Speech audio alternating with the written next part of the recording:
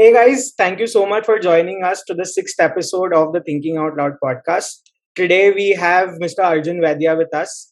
Arjun is a name which is extremely synonymous to the D2C ecosystem in the country. Arjun was born and brought up in Bombay, did his schooling from an IB, went on to Brown University, which was an Ivy League college, which is rather an Ivy League college, ended up working in investment banking for some time, came back to India to reinvent the wheel sort of a thing to kickstart his family business in the Ayurvedic space. He created a D2C brand out of it called Dr. Vaidya's, which was then acquired after 4.5, 5 years by the Goenka RPG group. And now he's currently leading the D2C investments at World Invest. And Arjun also has his own podcast, which is again about marketing the consumer sentiment within the country. So, a very brief introduction about Arjun and Samyak and I from both our sides. We are so thankful for you to be here and sharing your life journey, sharing your thoughts with us. Thank you so much, Arjun. Oh, looking forward to having a chat. Awesome. So I think we can now start with the conversation. And Arjun, like at the very onset, right? What introduction that we gave was a very short one, but we would want to listen to your life and the swings that happen from here to there, to restarting your family business, to content, to VC, like just a little more chronological throughput in terms of your life. That would be great. Yeah, look, so I'll try to do it quickly because my journey is now well documented, but I'll quickly talk about it. So, Vaidya, my last name means Ayurvedic doctor. I come from a legacy of 150 years of Ayurveda in my family. So my grandfather, great grandfather, and generations before all Ayurvedic doctors. But the legacy of our business at Dr. Vaidya's was not a business, it was an Ayurvedic clinic. So, my great grandfather moved from Gujarat to Bombay, set up an Ayurvedic clinic. My grandfather graduated from college, from medical school, and then joined his father in the business or in the clinic. In the 80s and 90s, my dada became one of India's most successful Ayurvedic doctors. He used to see 300 to 350 patients a day in his clinic, had 12,000 patients on a monthly basis trying to buy a post. But he was not a businessman. He didn't care for sales, distribution, marketing, strategy. His high came from healing his patients. And so I think when my dad graduated from college, he wanted to take what my grandfather had in terms of formulations, IP, and create a brand out of it. You would imagine in the 80s, late 80s, early 90s, FMCG was just being built in India. So they tried to work together for a year, but my grandfather lost money for the first time when he did a TV campaign. And a doctor, he had never seen a loss, right? So eventually he said, look, this is not for me. I'm happy to run my clinic. And my dad went his own way because he wanted to start a business and started a very successful business in the jewelry and watch space called Rose, which he's been running now for the last 35, 40 years.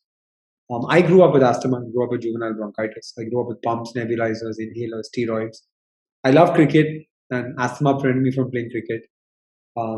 And so while most of my friends were playing cricket and football, I was playing golf and squash because there's too much dust on the cricket field. I got an Ayurvedic treatment very early on, and by age 15, I was cured of asthma. I started playing cricket again, and I was made captain of my school cricket team. It wasn't a great team, to be honest, and it wasn't a large group of people to choose from as well. I also wasn't the best player, but I was made captain because I was the most regular to practice. And so I became captain of the team, and that's when I started believing that Ayurveda meant more to me than just family legacy, right? It was something that had changed my life in some way, shape, or form. I went to college in the US in 2009, and I saw a move towards natural and organic products. I saw yoga being repackaged, right? With yoga mats, yoga gyms, yoga apparel, Lululemon. I saw a multi-billion-dollar industry with yoga created in the US. And so I started thinking to myself, it's great that yoga is global, but it's not so great that Indian companies have not taken yoga to the world. That was the sort of thought going through my mind. And so eventually I called my grandfather from campus and I said, we can't let the same happen with Ayurveda. I moved back straight to India in 2013. I worked 3 years in private equity at a fund called L Capital, now called L Carrington. And that's when I actually spent time understanding the consumer sector in India. And I saw three large things changing. Right? I saw Indian consumers moving from an import-obsessed society to a society happy to consume quintessentially Indian brands. Fab India was a company that we were invested in. Second, e-commerce was something I was given a project to do. Eventually, it became sort of my specialty at the fund as well. And I realized that e-commerce was not a fad; it was here to stay. Right? 2013, 14, 15, companies like Myntra, Jabong, Pepperfry, Bluestone, Zivame were just being created. And then um, the third one was that 2014, the government changed, the Ministry of Ayush was created, and hundreds of thousands of consumers like you became interested in Ayurveda. The Patanjali revolution was happening. And so uh, Ayurveda became a big interest area. Right? In all of this, unfortunately, my grandfather passed. We had this rich legacy, all of these formulations, and I made him a promise that I'll do something with it. And so 2016 October, I quit my job, started a company named Dr. Vaidya's to take forward my family legacy of Ayurveda, but in a new age format to appeal to modern consumers. And that was the genesis of the business. The story of Dr. Vaidya's is very well known, but very quickly I'll tell you how that played out. So, started the business in October 2016. We started offline, launched two products, failed miserably offline actually. We had 10 lakhs worth of stock in market, but we didn't have a right to win. We didn't know how to do offline, and we couldn't find a way to compete against the large brands. And so eventually 90% of the stock came back. And I made the decision to roll back offline because of all of these reasons. My wife, who was my girlfriend and then became my fiance, was in the early team at Nykaa. And she said that, look, I've seen the proliferation of e-commerce at Nykaa. You've seen it as an investor. Why don't you do Ayurveda online? No one's doing it. I convinced her to join the business. November 2017, we launched our website after she joined the business. And from there, over the next 3 years, we scaled from 0 to 5,000 orders a day, launched 80 products, had 2 million plus transacting customers, became India's largest Ayurveda brand online, scaled to 16,500 pin codes in India, and gave access to consumers outside the top 10 cities, access to high quality Ayurvedic formulations and care at the touch of their fingertips that captured consumers' imagination. We raised some capital from RP Sanjeev Goenka Group in June 2019. Eventually, in March 21, they made an offer and we sold the business to them. They completely acquired the business. The brand still remains under their portfolio, under their custodianship. And since then, both Trisha and I have been pretty involved in the ecosystem side. I've now made 80 angel investments. I am an active mentor advisor in the consumer ecosystem. I teach India's largest cohort-based course on D2C through one of my angel portfolio companies called Growth School. I have a podcast, as you know. And professionally, I run a VC fund. So I run the venture arm of a large consumer sector focused private equity fund called World Invest. We just set up a venture strategy called V3 Ventures in India to invest in the early stage of consumer businesses. So that's my story or my journey encapsulated in a few minutes.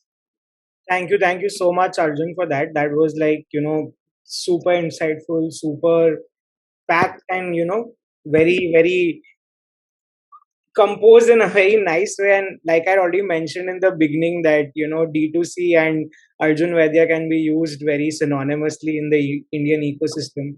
So thank you so much for that, Arjun. So I think there were a lot of things, Arjun, which you spoke, and I want to break it down into small questions across. So obviously, you grew up in Mumbai, you went to an IB school, and then you went to Ivy League, right? So how was it like, studying in Ivy? What were your learnings? And people, go to Ivy Leagues, and they build a huge network. So for me, when it comes to an Ivy League or any good MBA school, maybe top 5 tens of India or the world, for me, I always feel it's not about what you study there or not about the curriculum. It's because that might be same across all MBA schools across the country or the globe, but it's more about the network and the people of the intellect you interact with, right? So how was your entire experience, studying in an Ivy League? What were your learnings there, or is it something there that you thought of coming and starting Dr. Vedya's, or you always wanted to be working with like a private equity investment bank? So if you can walk us through that. Yeah, look, so I think my 4 years at Brown were life changing for me, and I'm still a big cheerleader and ambassador for Brown in India. I run the alumni organization here as well. And the reason it was life changing for me was actually it gave me a lot of exposure and made me the person I am. I was a really shy person before I went to college, and people who know me now know I'm the opposite of shy. And so I think it gave me a lot of exposure, made me discover who I am, um, made me learn a lot of new things, but also meet people from across cultures. I went to an Ivy League school, but I also went to a university where there were only 11 Indians in the batch of 1,300 people, right? And so I made friends from across the globe. My 5 best friends, one is from Mexico, one is from Mauritius, one is from Colombia, and one is from Germany, right? And we still remain really, really close friends, even almost 10 years after graduating. At my wedding, I had more than 75 people from Brown, from outside of India, come down to Bombay for my wedding, right? And that shows the community and the bond and the relationships we fostered. And I think that exposed me to a lot of things, the way I think today, the way I thought about yoga and what should be done with Ayurveda. And I had the best 4 years of my life. I became the person I am today in my 4 years at Brown. And I wouldn't trade for anything else in the world. Um, and I didn't know I always wanted to be in private equity, by the way. Um, the story with that is I always wanted to be in the business side of brands. I was and I'm still very enamored by why that logo on your t-shirt makes you pay 10 times the price of that t-shirt, right? And same for me. And so I met a Brown alum who's a friend of my dad, who's from the UK in Bombay for dinner, and he asked me what I wanted to do. This is about 4 or 5 months before I graduated, and I said I want to be in the business side of brands. He connected me actually to the Paris office of the fund I eventually worked with, and they connected me to Singapore, who connected me to Bombay, and I eventually chose to work in the Bombay team. But that's how it ended up happening.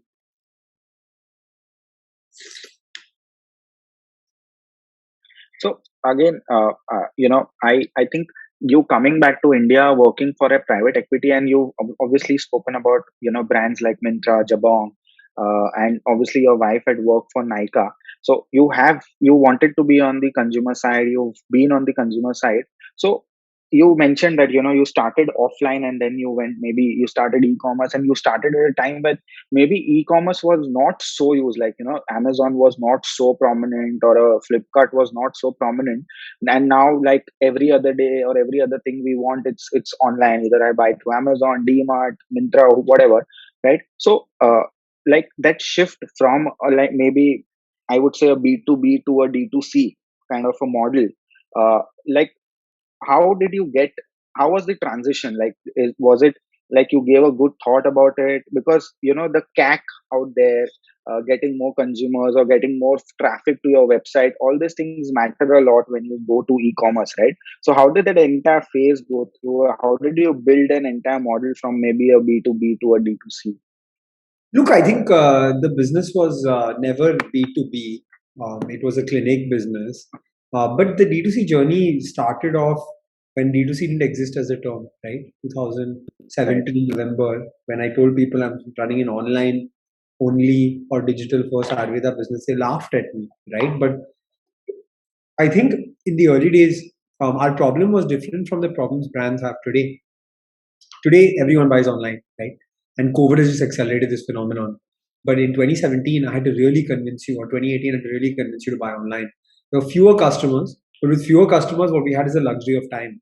So Trisha and I actually spent the first year learning business. We learned Facebook advertising, Google advertising, customer service. We used to pick up all the customer calls, spoke to every single customer, got all those insights, understood warehousing, logistics, retention, repeat orders, customer delight, all of these things, right? And for us, fortunately, we had the luxury of time. Don't have that today, right? You're in a different market environment where there is huge demand, but also huge competition. And so, with that luxury of time, for the first year, we learned how to build an online business and scale from just 0 to 50 orders a day. Once we got to 50 orders a day, we understood what it took and what you needed to do to make an online business tick.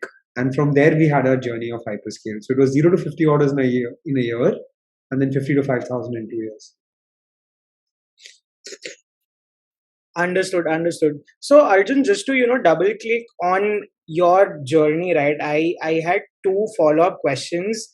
So one is with regards to your upbringing, right? So in one of our previous episodes, we had Ankit Doshi. He's the founder of Inside IIM, who was there. Again, a Bombay guy, studied at NM, went to IIM Indore, worked in investment banking, and then started Inside IIM, right? So one thing that he mentioned very profoundly was that his upbringing, his family upbringing was such that he was naturally inclined to be an entrepreneur and an investor in some sense, right? So I just wanted to understand this from your side, that given your grandfather had his own clinic, your father had his own business. So did that in some way nurture your entire progression towards, starting your own business? And secondly, with regards to your companionship with your wife in terms of the business setup as well, like most investors or most people in the ecosystem generally put out a comment saying that it's generally not advisable to have a couple handling or heading a business, right? But you guys, I think, were the first people to come to limelight who actually did it differently and scaled a business, right? So I just wanted to understand these two aspects, which I don't think many people would have spoken to you about in a very public setup, if I may say so. Yeah, look, so I'll take the question about my wife, right? I think I've written about this a few times as well. I think it was the best decision I made, right, to bring her on board. Why? Because when I reached March, April 2017 and our offline business failed, I also realized that, look, I'm running a business today, um, but there's too many moving parts. There's supply chain, ops, logistics, procurement, legal, HR, IT, admin, sales, distribution, marketing, strategy, accounts, HR, finance, investor relations, all of these things. I couldn't do all of them very well, right? So I was a 5 on 10 across departments. And I knew I needed help. And I needed help from someone who was equally incentivized as me. And so it seemed like I needed to bring someone on board. And Trisha had the perfect complementary skill sets to me, right? While I was the big picture guy, I was good at branding, marketing, business development, strategy, big picture, investors, all of that. She was good at the day to day. So ops, logistics, CRM, warehousing, day to day finance, day to day performance marketing.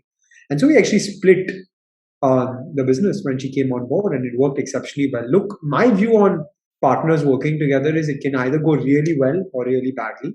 But if it goes really, really well, like it did for us, I think it's just a very formidable combination that can really, really get amazing results. The one thing you do sacrifice though is a work-life balance. It's like more like a work-life merger. Lots of times, Trisha used to say at like 12 o'clock at night when we're watching a TV show, like, and I paused it to tell her something about work. Am I your colleague or your wife? But I think it was a sacrifice worth making because eventually paid out well for us. Fair, fair. And Arjun, just to slide back to the first question, right? Like, in any sense, right, did some of those entrepreneurial motivations that you had, did they by any chance have a root basis your family background, basis your father doing something of his own, basis your grandfather doing something of his own? Was there any connection to that per se? Yeah, look, I think it definitely helped to come from an entrepreneurial family, right? Because as an entrepreneur, you face lots of failure. And to have a support system of your family that's there, that helps when you need, when you're down and out, right? When you come back home and you're having dinner and you don't say a word, um, people need to be there to support you and know what to do in those circumstances. So it really helped to have a family who had seen entrepreneurship before. For us, it was a great support system. I can tell you a story about COVID, right? So when the first wave hit, obviously we were essential, right? So we needed to stay open. So 10 days after the first lockdown was announced, we were back at work, April 1st, 2020. But at that time, you would remember there was lots of fear towards COVID. And so lots of people didn't come back to work, especially in our warehouse. So we were only 6 people in the warehouse when demand had surged. And so my brother My family business is luxury jewelry and watches. There was not so much happening in the first sort of couple of months of lockdown for them. And so he said, look, I'm free. I'll leave my work and I'll come to your warehouse and help you pack orders. And that actually allowed us so much more efficiency in the first few days of the pandemic. So I think family coming together, support system coming together is critical for an entrepreneur. And I was really lucky to have it. Another story, my grandmother used to help my granddad back in the days in the clinic when we had demand surge and less people in the warehouse. We used to bring the courier bags home to label. So we take pre-labeled courier bags, which was 5,000, 10,000 orders a day, right? And 6, 8 people. She would help in the nights, help us stick the labels on the courier bags. So I think it was really helpful and really nice to have a support system. It just made you feel like you're not the only one who's doing this. And there are other people who care. I think that's pretty sweet, like in terms of getting bonded and having a very pretty well bonded family. And that's obviously because you have, in the back of the mind that they'll stand by me if anything goes wrong, XYZ. Now coming back, taking this same question, having that trust with your family, making sure they stand by. Uh, Obviously, when you start a D2C, there's always that trust factor which is there, right? If I'm not trusting a particular brand, right? You're the same example which you said, right? That I'm wearing this brand because and pay willing to pay 10x because I trust this brand, they make good clothes, right? Similarly for you. So how did you build trust? How did Dr. Vaidya's become like a house name in terms of Ayurvedic product? Because whenever it comes to Ayurveda or something, like people are more, even for maybe homeopathy, they'll be like, okay, just sweet medicine. How does it even help you? Whereas when there is like allopathics or something like that, you trust that more. How did you build that trust? How does or how do you build that trust over a period of time when you launch a D2C brand? Look, I think great question, Samyak, on trust, right? And that's the challenge that most D2C brands face because consumers don't know them, right? So on Ayurveda, I'll tell you, this trust towards allopathy and mistrust towards Ayurveda is an urban phenomenon. 72% of Indian households consume at least one Ayurvedic product, right? Our job was to make it 2, 3, or 4. And we weren't an urban brand. 82% of our orders came from outside the top 10 cities. We catered to Muzaffarnagar, Imphal, Anantnag, and Trichy as much as we catered to Bombay, Delhi, Bangalore, Hyderabad, Chennai, Calcutta, right? These customers trusted Ayurveda. Now, what do we need to do to make them trust us? I think we did 3 things, right? One, we had 150 years of legacy. We talked about it. Our customer service team would pick up the call saying, Dr. Vaidya's 150 साल की legacy है, नाम तो सुना हो, right? So that was one. Number two, we talked a lot about our process, right? Our IP, our approvals, our process in the factory, and what we followed ISO 9001, 2008, then eventually 2015, GMP certification, US FDA certification. That gave a lot of credibility in terms of customers and the way they thought about us. And the third was talk about your testimonials, right? Talk about customers who've had a good experience. I think these 3 things helped us build trust in the ecosystem. But I would say that trust is something that takes time and you can't expect to have it on day one. Absolutely agreed on all the 3 points, honestly. And taking this forward also, I was listening to your podcast, with Varun, with Raj, and all that, and I think I picked up on one thing which you were saying, that your branding or any product had something like Make in India or something always associated. Proudly Right now, Indian. also, Proudly yes, Indian. proudly Indian. I wear this So band with the what's Indian flag. Yeah. So what's this entire story like? How did you come up with like having that? Was it inspired by the Make in India campaign or something like No, no, that, or much it was before just that. This band yeah? was given to me by my friend, Hmm. Parth Jindal, when I was in college with him in 2011. Hmm. And both of us are very patriotic. And so, yeah, I've worn this band on my hand ever since. And I think the message of taking Ayurveda global or making Ayurveda famous was part of my philosophy as a patriotic Indian. And my dream was to have this product on shelves across the world. And so I thought it had to have a message of India in the front and center. So it was before the Make in India campaign, but I think the Make in India campaign was definitely in the same sentiment, right? And if you see me and you see the way I talk, I think pride towards India is very, very important and Of course. very close to my heart. Hmm. Uh, And so I think it was important for that part of me to be on the product as well. That's why we did it. Understood. And last question on this entire Dr. Vaidya story, maybe then we can move forward. You spoke about COVID, and obviously there was a surge in demand for something like an ashwagandha and all Ayurvedic kind of products. And obviously you were 6, 7 people in your warehouse, and obviously your demand would be like enormously huge. How do you manage like the entire production, distribution, sales, all through like the entire channel, because everything We had had no taken other a beating? option, right? Yeah, We, of course. I would say that demand surged, right? Mhm. But if you think about it outside a business perspective, it was our responsibility to give consumers their immunity boosters at that period of time. Right? And so, other than business and money and revenue and scale, also a moral responsibility to give consumers what they need at that point of time. That's what motivated us. And so, if it need to be 12 hours, 14 hours that I needed to work on those days, I would do it. Great. So I think Arjun, like now just moving a little into the macro aspects of things, right? Like in the D2C ecosystem. So obviously we've seen a surge in terms of content marketing, right? Both in terms of personal brand as well as company level brands, right? And we all for sure know you being an active creator in terms of LinkedIn, in terms of Twitter, in terms of your own podcast, right? So I just wanted to understand your take in terms of, how content marketing, influencer marketing can be extremely pivotal or, extremely decision making in terms of the growth of a D2C brand. Like many people attribute Mama Earth's success largely to their influencer marketing campaign. But I mean, obviously, there is much more to it than just influencer marketing. But how much do you think is that of a game changer in the entire bigger picture? Yeah, I didn't know I was a creator, but it's the first time someone has used that word in relation to me. But look, I'll tell you, right? I think uh, what is happening today from a macro perspective in the D2C ecosystem, right? There's lots more brands. The supply of ads is limited. The demand for ads is increasing, so the price is increasing. CAC is through the roof, right? And in that period of time, you need to do what you can to build brand and to build community, to build trust.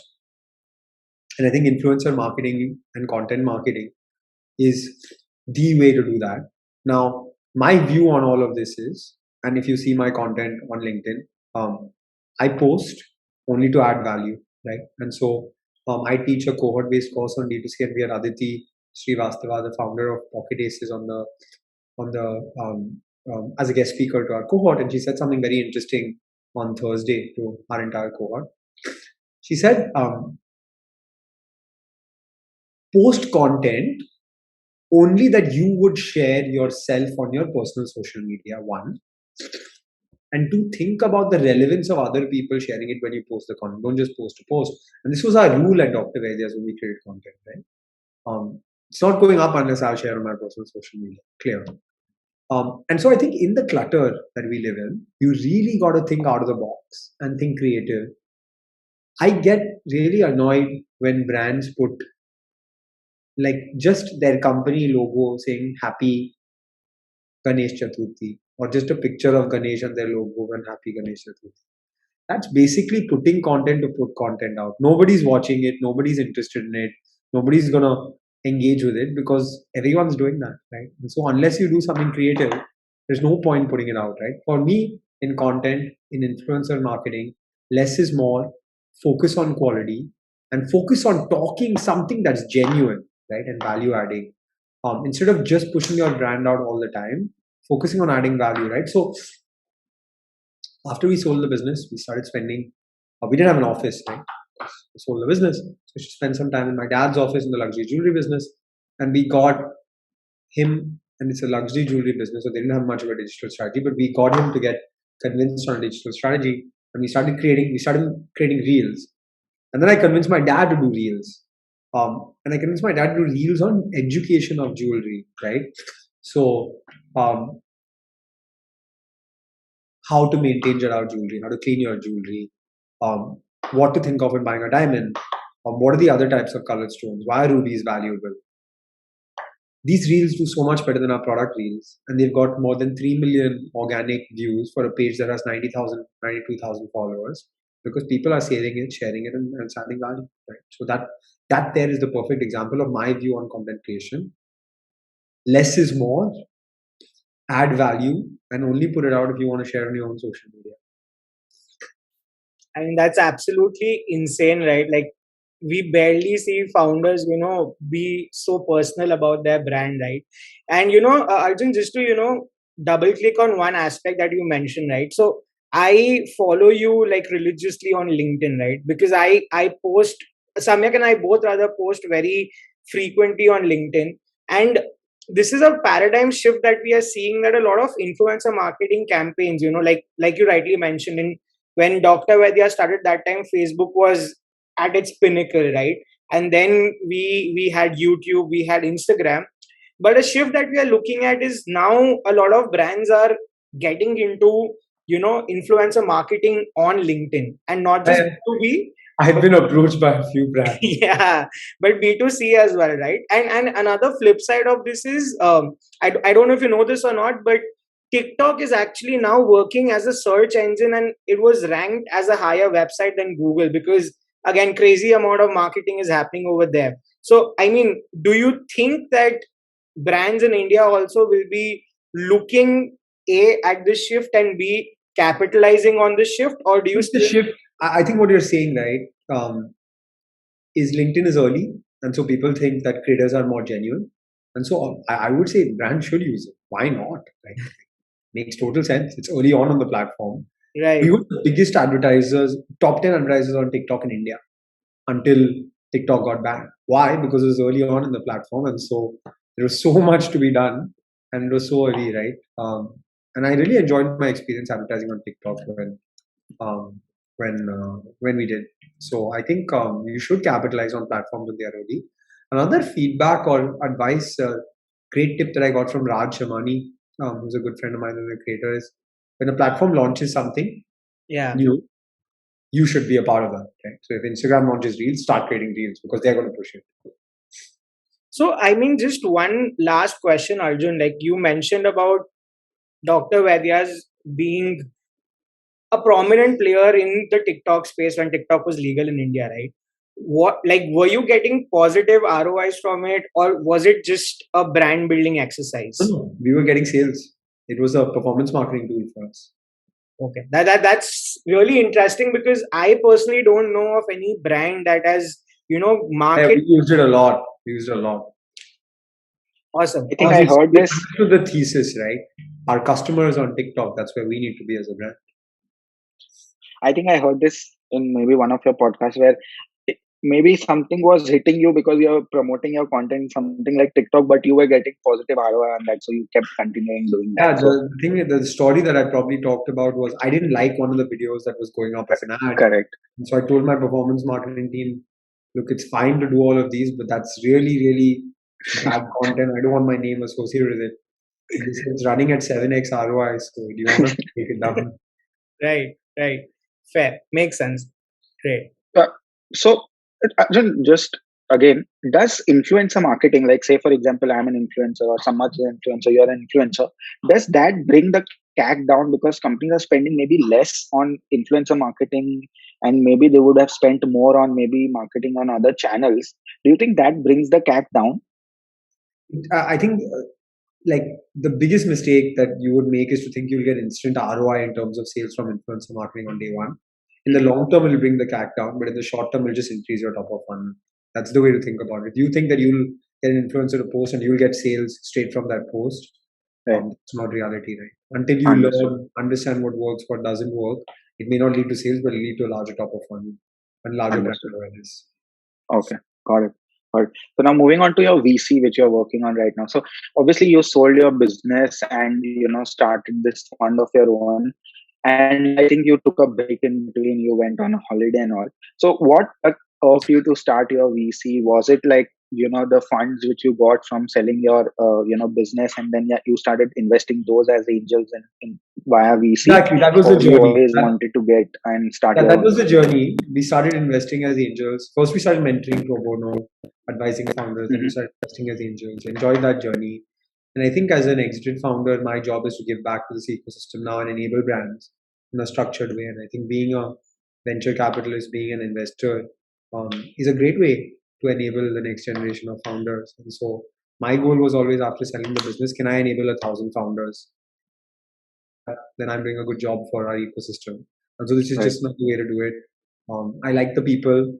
When World Invest reached out to me, I thought they were a fantastic group of people. I like the vision of having a global founder-led VC fund, right? So the idea is to have in India, US, and Europe, three ex-founders running three separate funds that work Right. together.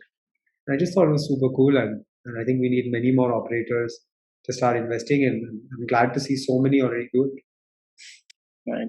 So how does your day look like now? You create content and you have your own VC fund. You spend a lot of time talking to a lot of people, obviously, right?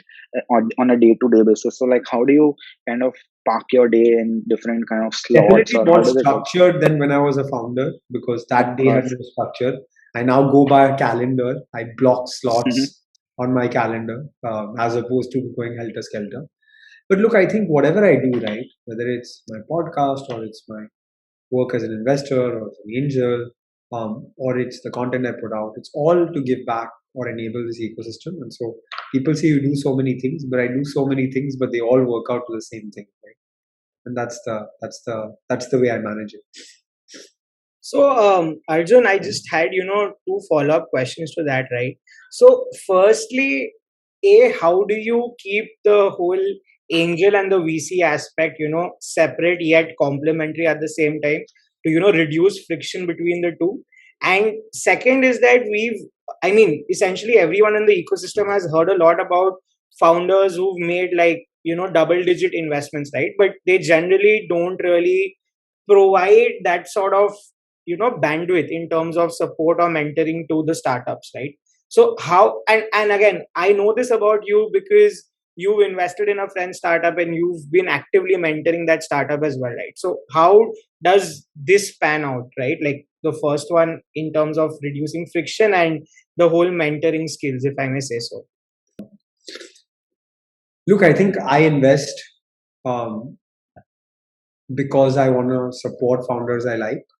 And so my philosophy is always, when I'm investing in a good person. When they need me, I'm there, but I'm not going to push myself to be that, right? And so if a founder I've invested in calls me at 10:30 at night and I'm awake, I'll answer their call. I'll help them. I'll find time for them. That's the way I operate. So whenever a founder needs help from me, they reach out to me, and my WhatsApp is always open for my angel portfolio. And even more than that, right? Like even if I've not invested in your business, it's okay.